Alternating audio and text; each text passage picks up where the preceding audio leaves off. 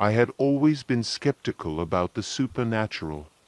As a clinical psychologist, I believed there was an explanation for every oddity, every unexplainable occurrence.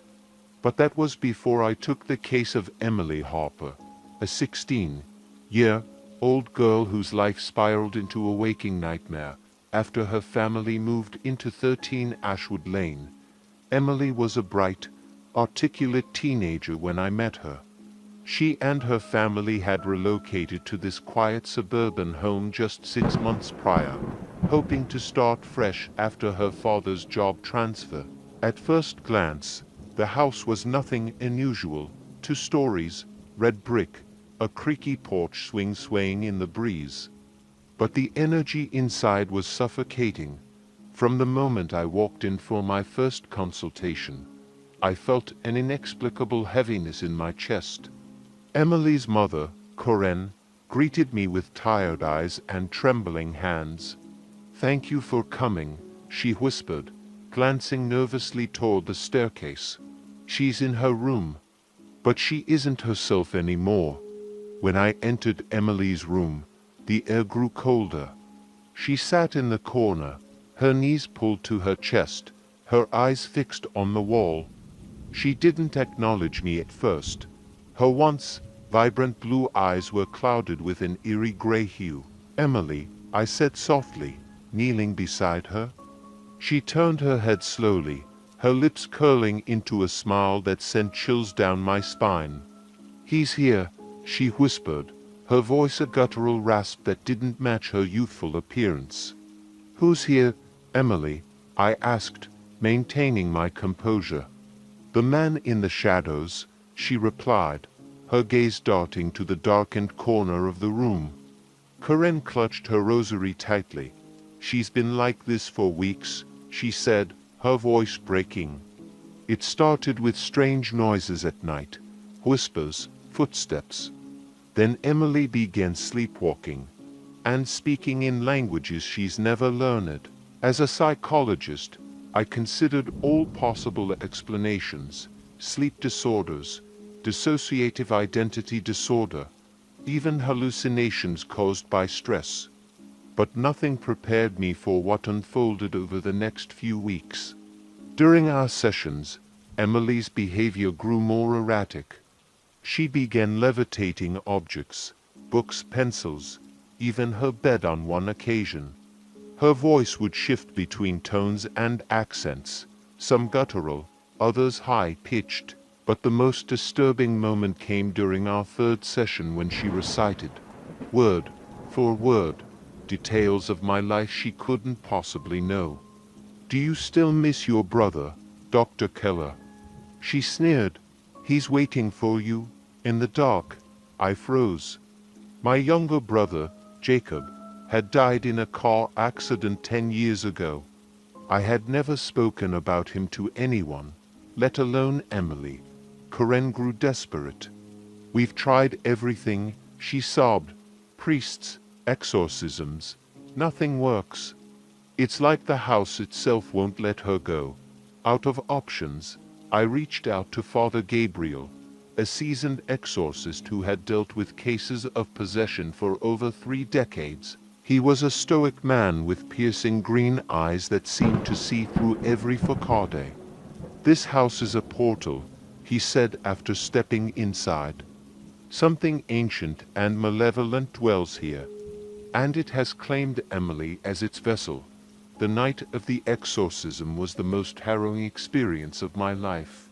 Father Gabriel sat up in the living room, chanting prayers in Latin, while Corinne and I held hands, trembling with fear. Emily was restrained on the couch, her body convulsing violently, as the priest sprinkled holy water over her. The lights flickered, and an unnatural wind howled through the house. Emily's voice deepened, and she began speaking in a language I couldn't identify. The words seemed to reverberate through the room, each syllable filled with venom.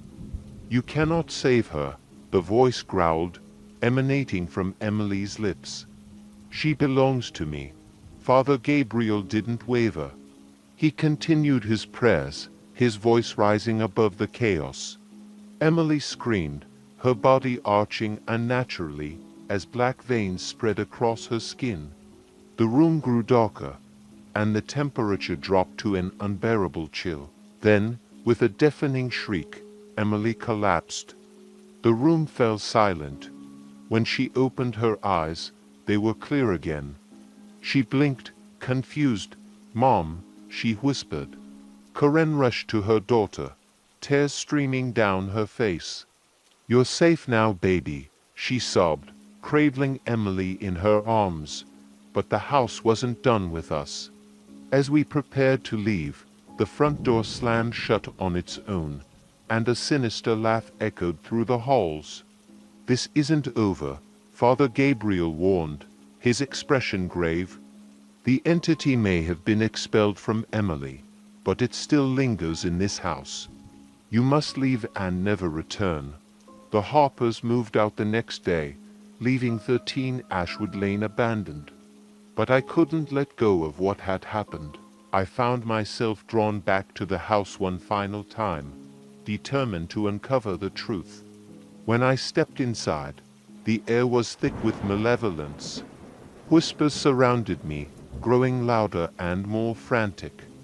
And then I saw it, a figure in the shadows, its eyes burning with an unholy light. I fled, my heart pounding in my chest. To this day, I can't explain what I saw. All I know is that 13 Ashwood Lane is a place where darkness thrives, a place where evil waits for its next victim.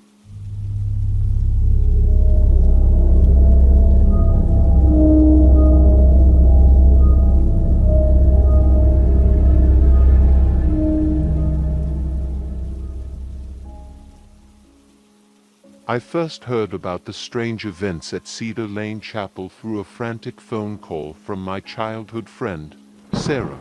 She was never the type to believe in ghost stories or superstitions, so her trembling voice immediately caught my attention. "It's Mark," she said, "her husband. He's not himself. Something happened to him in that chapel, and I think it's following him home." Sarah and Mark had recently bought an old property just outside town, a sprawling farmhouse with a weathered charm. At the back of their land, nestled behind a grove of ancient oak trees, was a decrepit chapel that hadn't been used in decades. Curious about their discovery, Mark had ventured inside one stormy afternoon. That, Sarah claimed, was when everything changed. I drove to the farmhouse that same evening, the road stretching endlessly under a sky weighed down with dark, ominous clouds. The house was lit faintly from within, and Sarah met me at the door, her face pale and gaunt. "Thank God you're here," she whispered, pulling me inside. Mark sat in the living room, staring blankly at the fireplace. He didn't react when I greeted him, his eyes vacant and his expression unnervingly still. "He's been like this for days," Sarah explained. "It's like he's not even there." I leaned closer to Mark. "What happened in the chapel, Mark?" I asked gently. For a moment, he didn't move. Then, his lips twitched, forming words that chilled me to the core. "I heard them," he murmured. "They're waiting." Sarah's grip on my arm tightened. "What does he mean?" she whispered, her voice cracking. Over the next few hours, Sarah filled me in on the details. After Mark had returned from the chapel, he complained of hearing whispers at night, soft, unintelligible murmurs that seemed to come from nowhere. Objects in the house started moving on their own, and shadowy figures appeared in the corners of their vision. But the most terrifying moment came 3 nights ago when Sarah woke to find Mark standing at the foot of their bed, his eyes rolled back and his mouth moving silently. "It's like something is controlling him," she said, tears streaming down her face. "I don't know what to do." I stayed the night, determined to uncover the truth. As Sarah showed me to the guest room, I couldn't shake the feeling of being watched. The air was thick with unease, and the house seemed to creak and groan as if alive. Around midnight, I was jolted awake by a loud crash. I rushed downstairs to find Mark standing in the kitchen, his hands covered in blood. A shattered mirror lay at his feet, and shards of glass sparkled like jagged teeth. "Mark," I called out, but he didn't respond. Instead, he began to laugh, a deep, guttural sound that didn't belong to him. "They're coming," he said, his voice distorted. "The chapel called them." Sarah appeared, her face frozen in terror. "We need help," she said. "We need to go back to the chapel." Against my better judgment, we decided to confront whatever presence lingered in the old building. Armed with flashlights and a Bible Sarah had found in the attic, we made our way through the woods, the towering trees casting eerie shadows in the moonlight. The chapel loomed ahead, its weathered walls covered in ivy and its broken windows resembling empty eyes. As we stepped inside, the air grew colder, and an overwhelming sense of dread washed over us.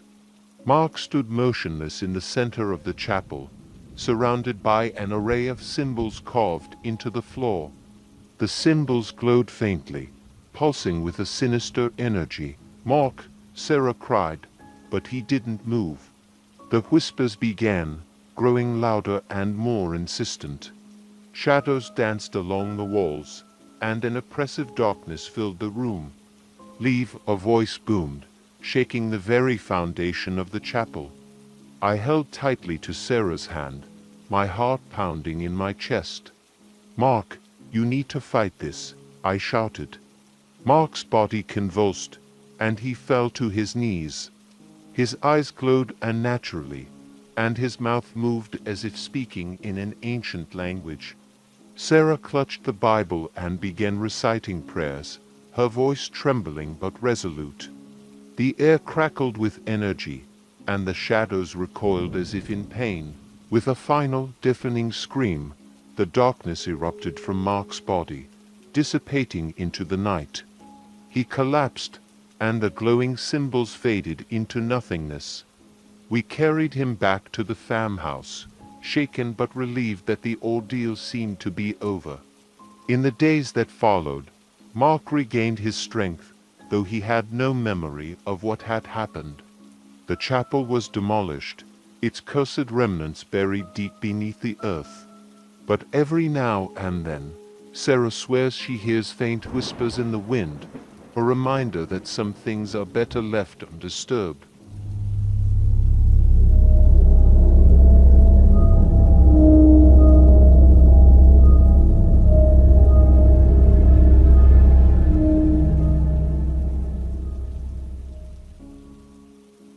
Meadow Hill was a quiet neighborhood where life moved at a peaceful pace. Families thrived, and children played on the neatly trimmed lawns. But all of that changed when the old Langford house became occupied again. The Langford house was a relic from another time, standing at the edge of the neighborhood with its ivy-covered walls and decaying shutters.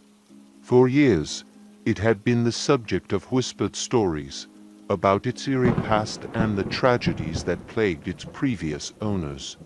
When Peter and Emily Carmichael moved into the house, the community was abuzz.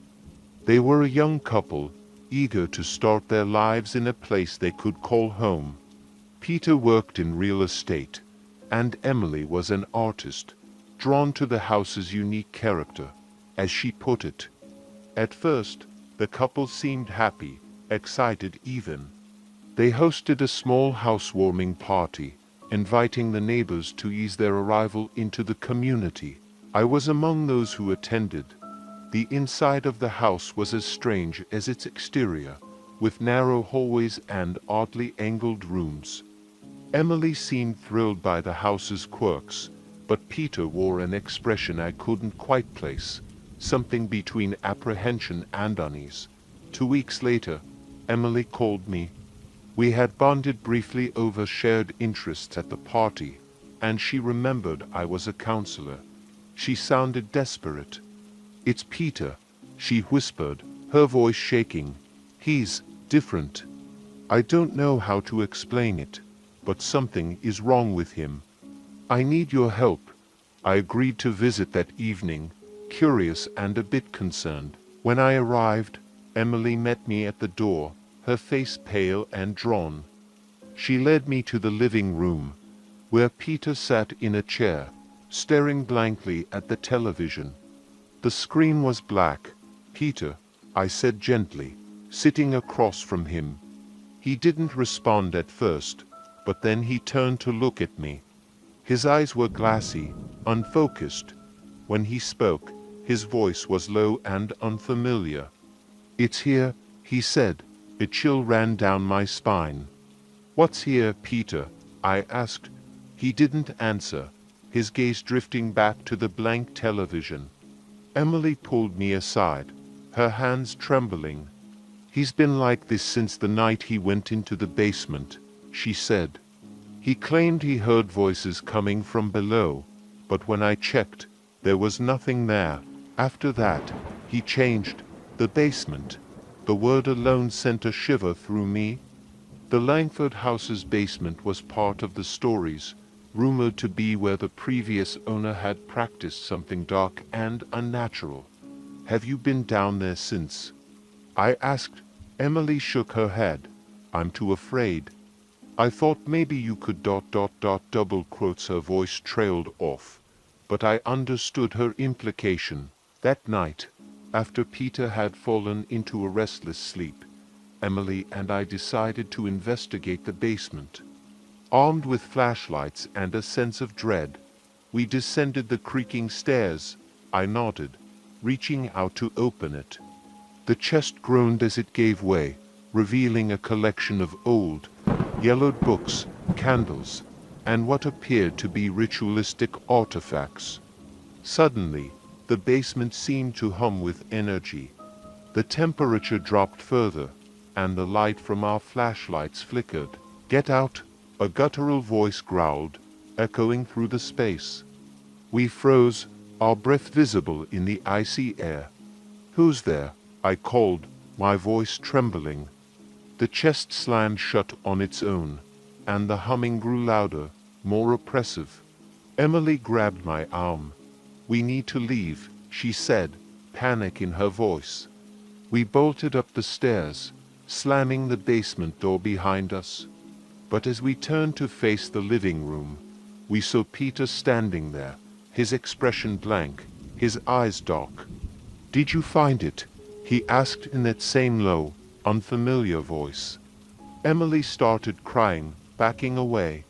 "What's happening to him?" she whispered. Over the next few days, things escalated.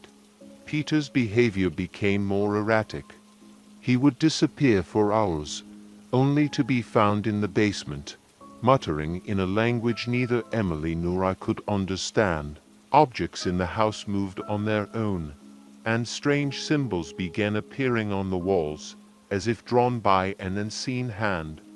Desperate, Emily reached out to a local historian who specialized in the occult.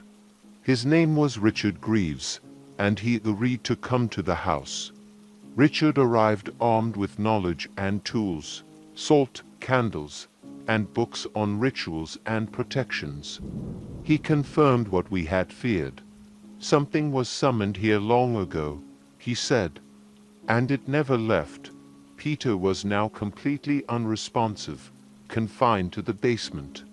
Richard insisted we conduct a cleansing ritual, but warned us it would not be easy. That night, we gathered in the basement, lighting candles and forming a protective circle around Peter, who sat slumped against the wall. Richard began chanting, his voice steady despite the oppressive atmosphere. The room seemed to come alive. Shadows writhed on the walls, and the symbols etched into the chest glowed faintly. Peter began to convulse, his body writhing as an unearthly scream tore from his throat. "Hold the circle," Richard shouted. Emily clung to me, tears streaming down her face as the ritual reached its climax. Peter's body arched, and for a moment, It felt as if the entire house might collapse. Then, with a deafening roar, a dark, amorphous figure erupted from Peter's body, disappearing into the void. The room fell silent, the oppressive energy dissipating like a receding storm. Peter collapsed, unconscious but alive. In the days that followed, the house seemed lighter, as if a weight had been lifted. Peter had no memory of his possession, but he and Emily decided to sell the Langford house and leave Meadowhill for good. As for me, I'll never forget the darkness we faced in that basement, or the terrifying knowledge that some places truly are cursed.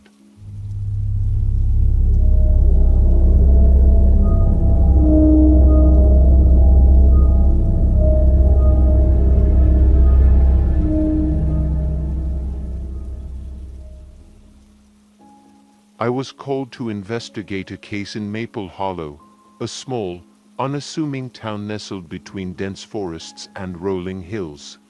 My name is Lucas Taylor, and I am a paranormal researcher. Over the years, I had built a reputation for exploring phenomena that others couldn't explain. Yet, when I received a desperate email from a family claiming their youngest daughter had been possessed, I hesitated.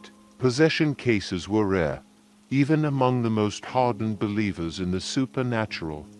But their urgency, coupled with the chilling video they attached, compelled me to respond. The video showed 9-year-old Leela Harrison, her voice guttural and her eyes glowing faintly in the dim light, reciting what sounded like ancient Latin. I arrived at the Harrison home late in the afternoon, the sun dipping low over the forested horizon. The house stood isolated, its weathered exterior giving off an air of unease. The family, Mark, Rachel, and their 3 children, were visibly exhausted, their faces pale and drawn. "Thank you for coming," Rachel said, wringing her hands as she led me inside. Their home was a maze of religious artifacts. Crucifixes hung on nearly every wall, and the faint scent of incense lingered in the air. "She's upstairs," Mark said, his voice heavy with worrying. "We've kept her locked in her room for her safety, and ours."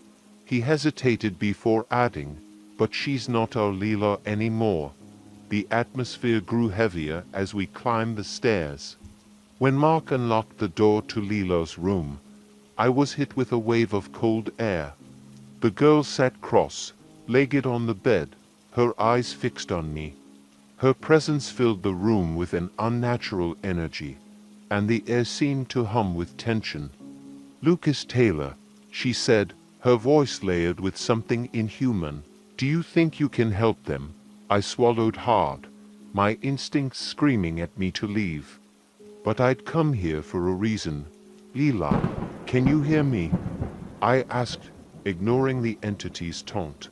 Her head tilted unnaturally, her mouth curling into a twisted smile. "She's gone, only I remain." Rachel let out a soft sob, clutching Mark's arm. That night, I began my investigation, setting up cameras, audio recorders, and EMF detectors throughout the house. Mark shared the history of their property, mentioning the discovery of an old, hidden room in the basement during renovations. They'd left it undisturbed, but shortly after, strange occurrences began. Lights flickered, objects moved on their own, and Leela's behavior changed. She became withdrawn, often staring at corners of the house where no one stood. When I ventured into the basement, I found the hidden room they described. It was small and circular, its stone walls etched with runes and symbols I didn't recognize. At the center of the room was an altar, blackened by what looked like ancient burn marks. "Something was summoned here," I muttered to myself, feeling a chill run down my spine. As I examined the space, my EMF detector spiked wildly, and my recorder picked up faint whispers in a language I couldn't identify. Returning upstairs, I reviewed the footage from my cameras. In Leela's room, a shadowy figure appeared briefly behind her before vanishing. The audio picked up guttural growls and an ominous chant, ex tenebris oremur. Out of the darkness, we rise. I contacted my colleague, Dr. Evelyn Cross, a linguist and occult specialist.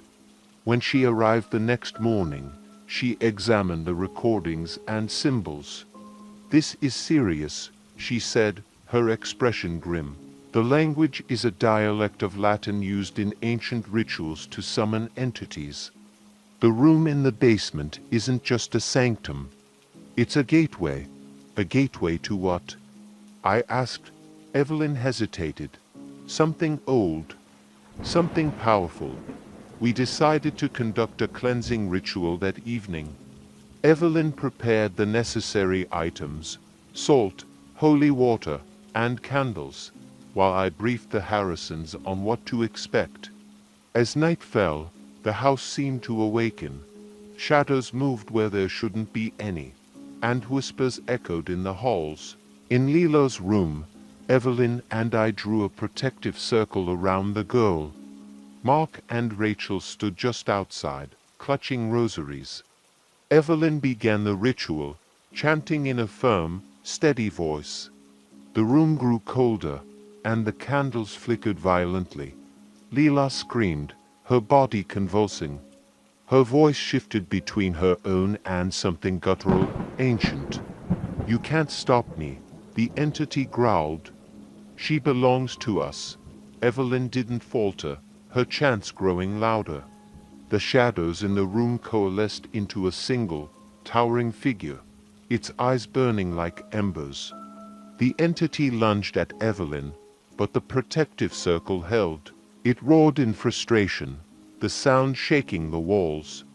I joined Evelyn in the chant, holding up a crucifix. The entity shrieked, its form writhing and contorting. "Release her," I commanded. With one final piercing scream, the entity was sucked back into the ether, leaving the room eerily silent. Leela collapsed, her small body trembling. Rachel rushed to her, cradling her daughter in her arms. "Is it over?" Mark asked, his voice shaking. Evelyn nodded, though her expression remained troubled. "The gateway in the basement is closed, but the energy it released has left a mark on this house. You should leave." The Harrisons didn't need convincing. They packed their belongings and moved out the next day. As for me, I left Maple Hollow with a deeper respect for the forces that lurk in the shadows. The Langford house was eventually abandoned, its dark history forgotten by most. But I know that the shadows still linger, waiting for the day when someone is foolish enough to awaken them again.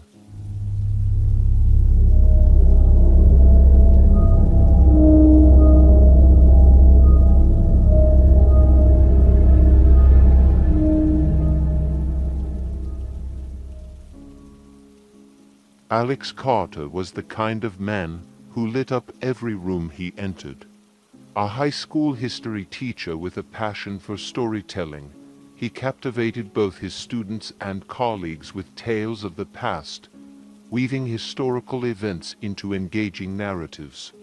Married to his college sweetheart, Mia, and father to an energetic 7-year-old named Ben, Alex's life seemed picture-perfect. But that was before the Carter family moved into their dream house in rural Vermont, a sprawling colonial-era property with acres of untamed woods surrounding it. The first few months in the house were idyllic. Alex spent his weekends renovating, Mia cultivated a garden, and Ben roamed the woods, fascinated by the wildlife. However, their peace shattered one stormy evening in October. Mia woke up in the middle of the night to the sound of Alex murmuring in his sleep. At first, she dismissed it as the product of a vivid dream. But when she leaned closer, she realized he was speaking in a language she didn't recognize. His voice was deep and guttural, his words flowing with unnerving precision. "Alex," she whispered, gently shaking him. His eyes snapped open, and for a brief moment, they glowed faintly in the darkness. Mia stumbled backward, gasping. "Are you okay?" she asked, her voice trembling. Alex sat up, his expression blank. "I don't remember." The next morning, he dismissed the incident as stress from work, but the occurrences didn't stop. Alex began waking up at odd hours, often found pacing the house or standing motionless by the windows. He grew irritable and distant, snapping at Mia and Ben over trivial matters. Mia sought help from a local priest, Father Callahan, who agreed to visit the house. As soon as he stepped inside, his demeanor changed. "This house has a heavy presence," he said, his voice low. "Tell me everything." Mia explained the changes in Alex's behavior and the strange occurrences in the house, doors opening on their own, shadows moving in her peripheral vision, and the inexplicable cold that seemed to emanate from the basement. Father Callahan agreed to bless the house. As he walked through the rooms, sprinkling holy water and reciting prayers, Alex watched him with unnerving intensity. "You think that will help?" Alex asked, his voice laced with mockery. Father Callahan paused, turning to face him. "It's not you speaking, is it?" Alex smirked. Perhaps. The blessing seemed to provoke whatever was inside Alex. That night, Mia woke up to find him missing. Panicked, she searched the house, eventually finding him in the basement. He was crouched in a corner, scratching symbols into the dirt floor with his fingernails. His eyes glowed faintly, and his lips moved in a silent chant. "Alex," Mia screamed. He turned to her, his face contorted in rage. "Leave!" he roared, his voice echoing unnaturally. Terrified, Mia grabbed Ben and drove to her sister's house. The next morning, she returned with Father Callahan and two of his colleagues, both experienced in dealing with possessions. The team began an exorcism, restraining Alex in a chair in the living room. Mia watched from the corner, clutching Ben tightly. As the priests recited their prayers, Alex thrashed against his restraints, his voice alternating between his own and something guttural and alien. "You have no power here," the entity bellowed. Father Callahan stood firm. "In the name of God, I command you to leave this man." The room grew colder, and a foul stench filled the air. The lights flickered, and the shadows on the walls seemed to take on a life of their own, writhing and twisting. Alex let out a blood-curdling scream, his body convulsing violently. The entity fought back, hurling objects across the room and causing the walls to shake. "Why him?" Father Callahan demanded. "He called me," the entity snarled. "In his dreams, he summoned me." Mia's heart sank as she remembered Alex's fascination with the house's history. He had mentioned finding old journals in the attic, written by the house's original owner, a man accused of practicing dark rituals. The exorcism continued for hours, the priests unwavering in their prayers. Finally, with one last, agonized scream, the entity was expelled, leaving Alex slumped in the chair, unconscious. When he woke, Alex had no memory of the possession, but the toll it had taken on his body and spirit was evident. The Carters sold the house and moved back to the city, vowing never to speak of their ordeal again. But sometimes, in the dead of night, Alex still hears whispers, and in his dreams, he sees the symbols he etched into the basement floor, glowing faintly in the darkness.